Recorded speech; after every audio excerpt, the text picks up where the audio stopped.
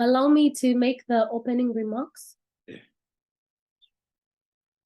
Welcome to this virtual World Oceans Day global celebration on the theme of youth challenges to sustainable development.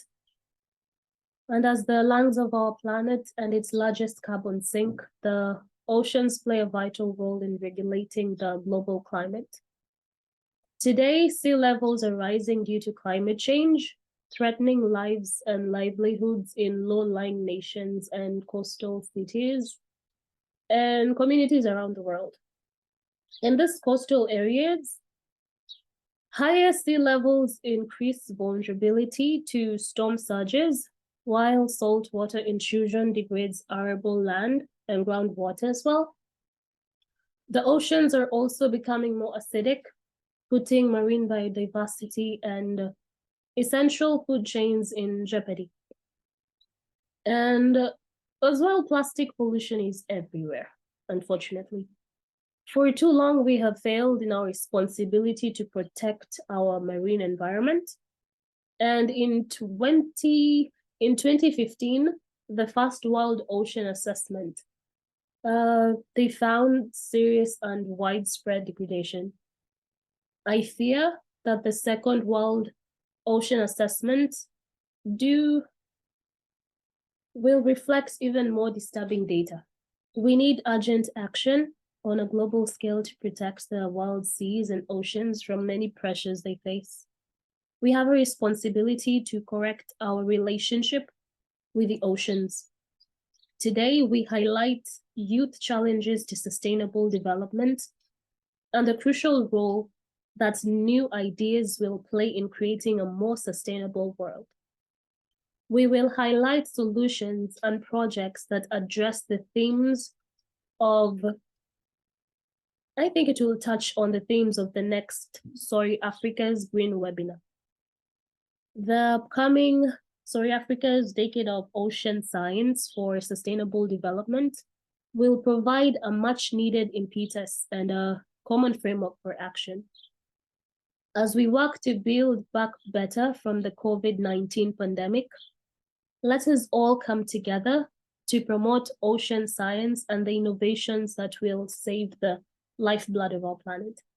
I wish you all a productive World Oceans Day global celebration. Thank you. I kindly call on to one of the speakers. If you're ready, feel free.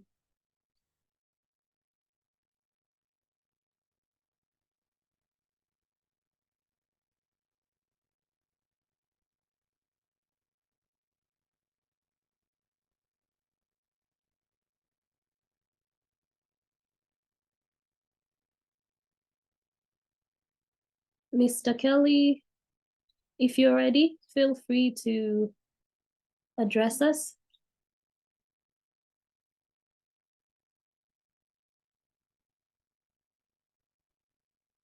Maybe Mr. Kelly is not ready. How about Dr. Hello. Oh, Mr. Kelly. Hey, how are you? We are quite well. Sorry. I had a problem with my sound. Now I'm getting you clear.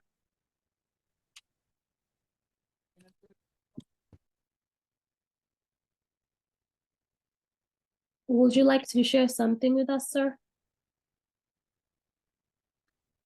Yes.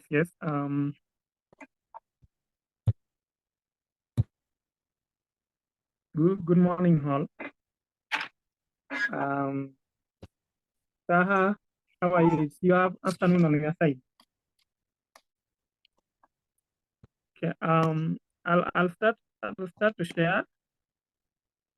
I won't share the screen, but I'll just share roughly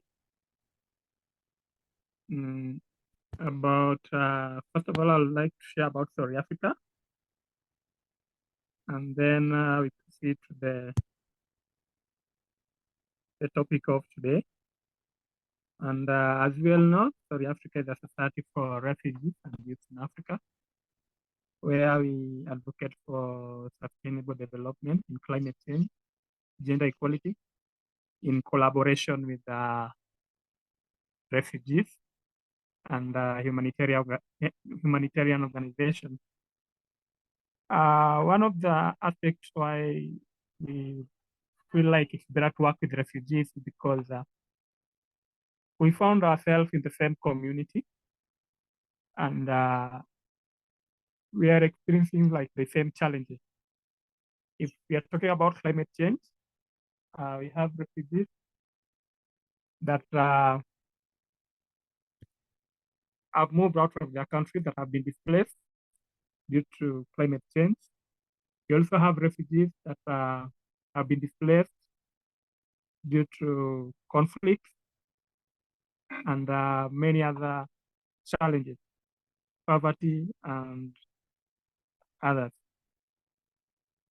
And we think like it's better to come up with programs since Kenya is one of the largest hosts of refugees. I think it's better to come up with programs to make sure that we also involve refugees in addressing sustainable development. And one of the programs they include sports, they include talent development, and general advocacy in sustainability. So we have been trying to push forward to partner with the UNHCR and Refuge Point as well. So far, we haven't got any accreditation, but our file are in the UN offices, and it's undergoing the approval processes. Generally, the short about Society for Refugees and Youth in Africa. And now on today's topic on challenges to sustainable development and the youth forward. There are several challenges to sustainable development that need to be addressed in order to achieve long-term economic. And one of them include climate change. We have environmental degradation, poverty, and inequality, population growth, and many others. Just to save time, because I think I'll be having a little time, so I can give room to other speakers. I'll just talk about climate change. As you know, climate change poses a significant threat to sustainable development, raising global temperatures, increased frequencies of extreme weather events. And as a youth, I think we play a very crucial role in addressing climate change and driving sustainable action. And I think one of the ways forward for that is because we are at a good place, a good position to raise awareness and through organizing events as well, and participating in climate strike, advocacy, and policy engagement, sustainable lifestyle choices, promoting renewable energy, green entrepreneurship, collaboration and partnership, education and skill development as well. So as we look forward, looking forward also to learn from you, from other speakers, and also so that we may see as Sorry Africa, and how can we make sure that we deliver on the objectives towards sustainable development goals. And I think that was my time. I just wanted to make it short so that I give room to others in order to we finish early. So we release people. Some are jobs, some are going to schools. Yeah, so thank you so much for the opportunity. Back to you. Okay, thank you, Mr. Kelly, for your time, and particularly also for touching on Sorry Africa and the things we are working on, and also touching on the objectives, as well as sustainability, sustainable development, and a few of the work and the initiatives that you are undertaking. Very, very appreciative for that. The next speaker, feel free to have the floor. I can go next. Good morning, good afternoon from wherever you're connecting from. My name is Karen Ondwasi from the GMAC Young Women Network. And so I'm happy whenever I'm called to speak about anything to do with young people, youth, because that's what I've been doing for a very long time. And it just gives me, that spark and excitement. So I'm happy to be here. Briefly, I'll just go to the topic of discussion, youth challenges to sustainable development. And I'm sure most, if not all of us connected here are youth. And therefore, as I speak, these are things we're able to relate with. And so looking at Africa, we always have competing priorities every day. When we're dealing with this one comes up. When you're talking about climate, we have child marriage coming up. So we have a lot of competing priorities, which sometimes make it very hard for us to just focus and say, we are going to give all our resources and energies to address one of the issues. So how can we address this? I think it's very important to have our leaders and even our governance system plan accordingly, so that we are able to address all these challenges that keep coming and yet cannot be ignored. Just the way I've had Kelly talk about climate change. Speaking on behalf of young people, I'd love to say that there's a lack of information about climate. And you see, if you go speak to a random young person in Uganda and tell them, do you think you've been affected by climate? Their answer would be probably no, because in their mind, they think for it to be climate change, it has to be very extreme. It has to be a storm. There has to be a lot of drought, So how we can address that? We know that the climate is not getting any better. This is a problem that we have, and we really need to get hands-on. So we need to keep on giving as much information as possible to young people and helping them connect how climate change affects their daily life. If you're talking about someone who is unable to go to school, tell them how climate is going to be a challenge for them to access education. If you're talking about health, talk to them how poor climate is going to affect their health. So let's be very intentional about creating that linkage between young people's daily lives and climate change. That way, they will be actively involved in advocating for a better for the environment and the climate as well. And also, I wanted to talk about governance. Generally, Africa is governed by people who are way older, and some of them do not speak the voices of young people, and therefore they make decisions on behalf of young people who are majority of the population in Africa. So with such decisions being made and excluding young people in decision-making processes, we see decisions are made that do not suit us. Right now, we're talking about technology, and young people are trying to figure out with the digital revolution how they can be part of that. But we find that sometimes our leaders who do not speak the young people's languages are focusing on other priorities. So it's very prudent that we advocate for a governance and lead a governance system and leaders that have young people's at heart, and every decision that they're making, they are consulting with young people. That way, we ensure that no one is left behind, and young people are excited to be part of development processes within their continent. So I will just leave it at that, and I'm happy to continue engaging as the meeting goes on. Back to you, Kelly and Dr. Abuga.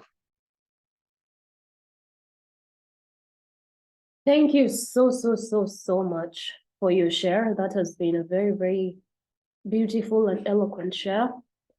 I would like to touch on the point where you said, whereby leaders, they don't speak the young people's language, of which that is completely true.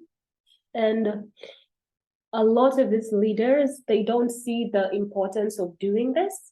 This is not something that crosses the minds of a lot of politicians, of which it's very, very necessary.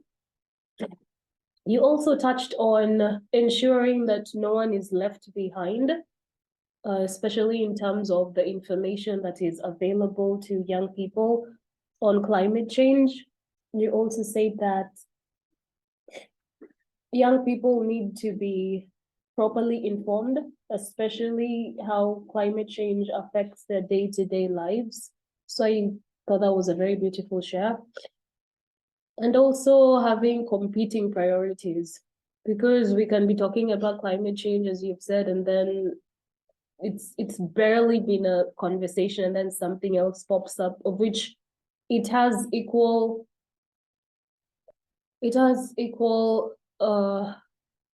intensity. Yeah, and it's equally as important as the other environmental issues. So thank you so much for your time. I would like to call on, is there anybody who would like to comment on this share? If not, we can go to the next speaker.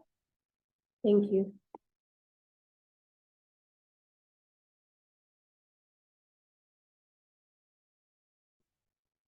Dr. Trai, if you are available. If not, Yeah. Hi. Hello. Hello. Am I audible? yes, we can hear you. Hello. Yes. Yes. Good morning. Good morning from India. So thank you so much for the opportunity to present myself and my ideas and opinions on this particular issue on sustainable development and youth challenges. So I would like to share a PPT, like it's a very small PPT that I have done. Let me share this. Okay, fine. But the host has disabled the participant screen sharing. So do I just explain what I have given in the PPT? Because I think the screen sharing has been disabled over here.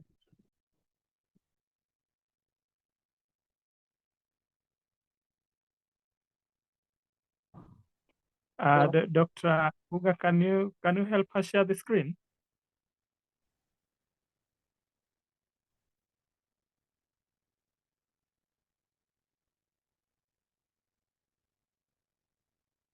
Okay, I think I can, because the time is short, I think I can just explain it from my PPT itself. I guess that will be good enough. So I have titled my presentation as Youth and Environment in South Asian Economies. So as Kelly, he has pointed out that it is actually a fact that all of us, we are actually facing the same problem, and we are in the same boat basically to fight environmental challenges. And it is the youth who are mostly responsible also, and who are also being affected. Not only who are responsible to look after the environment, to improve environmental conditions, but they are also at the fag end, where they are also being impacted upon because of this environmental changes. So I would like to focus on certain things about like the major environmental changes that has taken place over the youth in South Asian economies. Pakistan, Bangladesh, Afghanistan, and India are among 4 South Asian countries where children are at extremely high risk of the impacts of climate crisis, with a ranking of 14, 15, and 26 respectively. Nepal is ranked at 51, Sri Lanka is ranked at 61st place, Bhutan is ranked 111 with children at relatively lower risk. Approximately 1 billion children live in one of the 33 countries classified as extremely high risk, including the 4 South Asian economies. And most of the important environmental challenges that take place, which really affect these children, the youth from the South Asian economies, are in the form of droughts, floods, cyclones. The recent happenings, the recent changes that we have seen, that we are not getting a specific seasonal changes, as in like we used to have a proper winter, then spring, then summer, then there would have been an autumn. So and then there's a rainy season. So there used to be distinct seasons.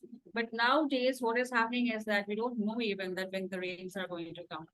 We don't know when the like it used to usually happen before that if there is very high heat, then naturally it will rain maybe in the evening time. So that was the geographical condition and that was the weather condition. But nowadays we are Sorry, basically I'm so facing. sorry for interrupting you. You can share your screen if you Share want. my screen. Yeah, just a second.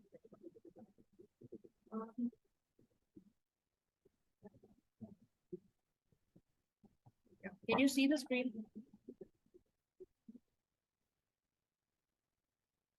Yeah, can you see the screen? Beautiful, yes, yes. Yeah. Really? Okay. Yeah, thank you. So what has happened is that there has been quite disruption in the weather that is taking place, especially in India. We have already focused and we're already experiencing this season change and huge number of cyclones, mainly the coastal regions. The coastal regions are being affected by cyclones in like at very regular basis that we're getting cyclones, and these affect mostly the fishermen communities, the children mostly belonging to the marginalized sections and economically poor sections who reside in the coastal regions and mainly in the border and the coastal regions. So 33 extremely high-risk countries, including 4 from South Asia, collectively emit just 9% of global CO2 emissions. Conversely, the 10 highest emitting countries collectively account for nearly 70% of global emissions. Bangladesh is exposed to cyclones, droughts, floods, and river erosion. So I have given over here certain case studies which I found from UNICEF reports. Like there are a few cases where there are few individuals at individual level. There are few cases where young people they have been helping flood people, like people who are being affected by the flood, who are being getting affected by cyclones, to provide them shelter, to provide them some sort of refuge during the extreme condition. But we do not have in South Asia, be it India, be it Bangladesh, be it Pakistan, be it Afghanistan, Bhutan, Nepal, China, we do not have a very organized form of institution, I would say, or an institutionalized system which can reduce or which can help at reducing such kind of climatic conditions, or which can control such kind of challenges which the youth are facing.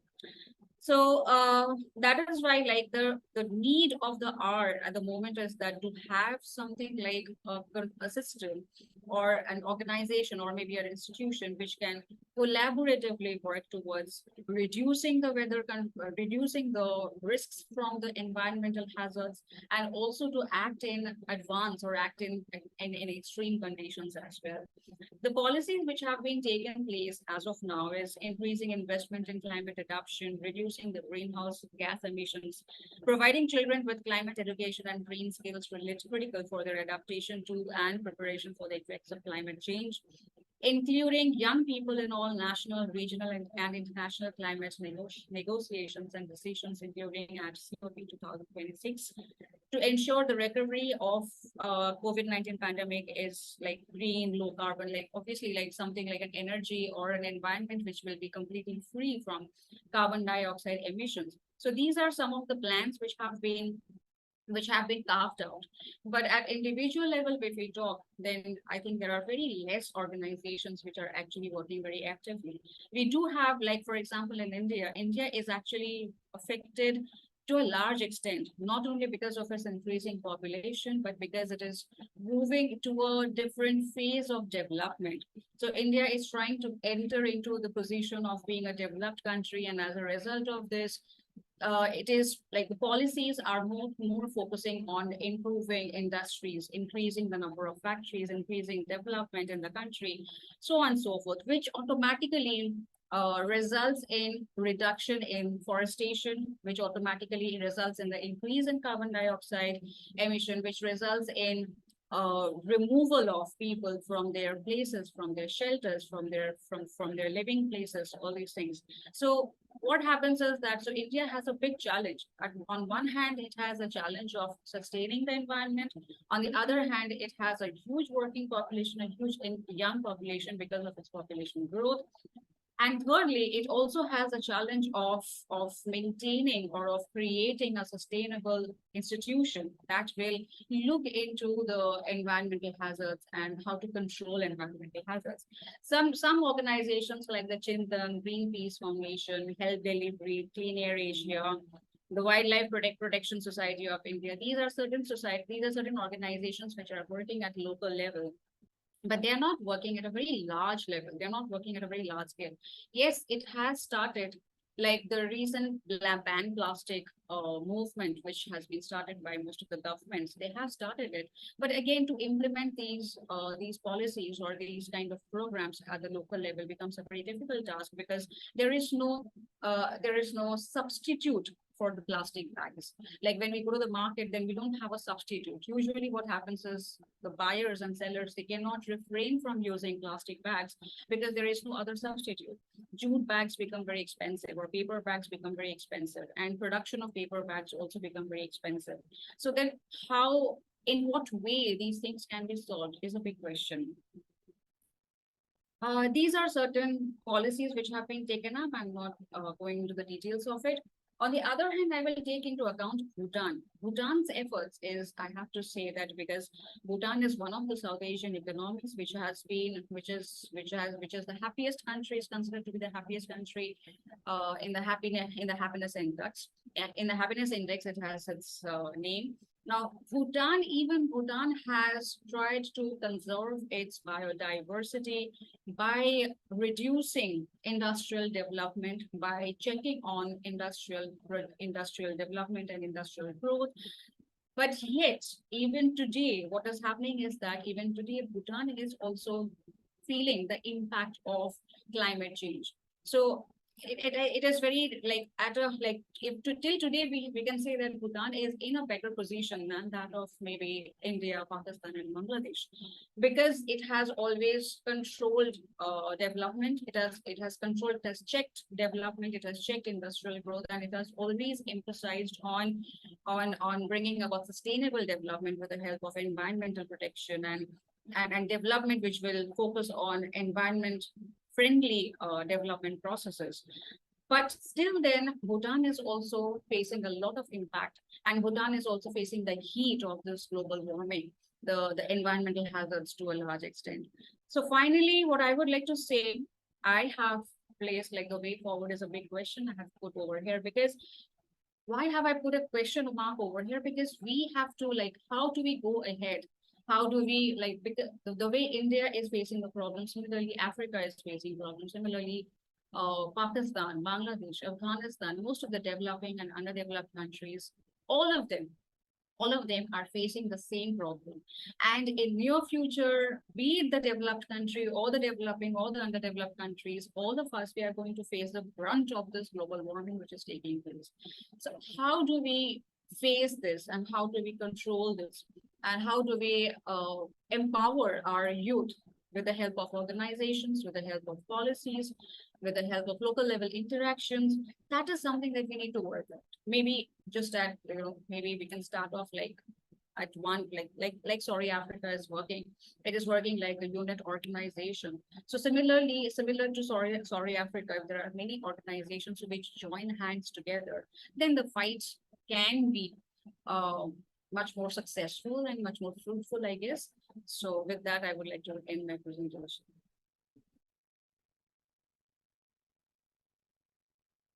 Thank you, Doctor, for your beautiful presentation. Is there anybody who would love to add towards this presentation or ask a question, a comment? Anybody with an opinion about? Okay, thanks so much, Okay. Dr.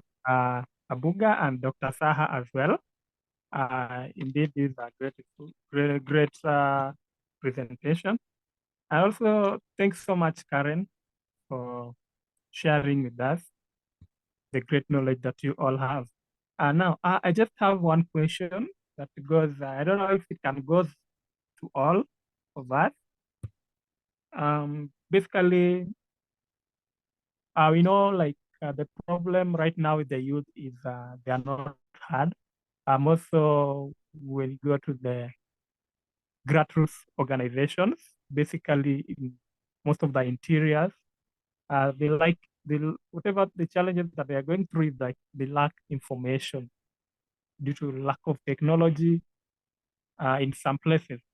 Now, my question is, what should we do to make sure that youth voices are heard? It's a general question, so anyone can take it through, either Karen or Dr. Saha or Dr. Abuga as well. Allow me to answer that because it's something I was thinking of as well. And based on all your shares, the one thing that I was able to come up with is the key to youth versus sustainable development is the element of excitement. Therefore, the question is, how do we get the youth excited about sustainable development? How do we get them interested? Because if people are excited about something, they're going to have the morale to initiate action and to learn. So how do we get the youth excited about sustainable development? And the kind of excitement I'm talking about is TikTok level of excitement. You see how people are absolutely excited and, for lack of a better word, obsessed.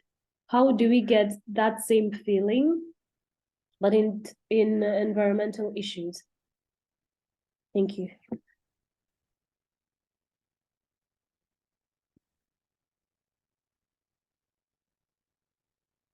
Ms. Sondwasi, would you like to take the floor? I'm just thinking through how we can get youth involved in this. Young people love to see one of them representing them, So when we have leadership positions, it's very important that we have a young person represented. That way, they have a sense of ownership to whatever project, whatever campaign that is being done to advocate for sustainable change. So I would say it's important for whether it's organizations, whether it's governments, to be very deliberate in having young people not just represented by virtue of ticking a box, but by meaningfully involved, so that when they speak, other young people can feel like, you see, one of us is saying this, so they would feel more connected to whatever is being done and they would want to participate. So that's just what I'm thinking about at the moment.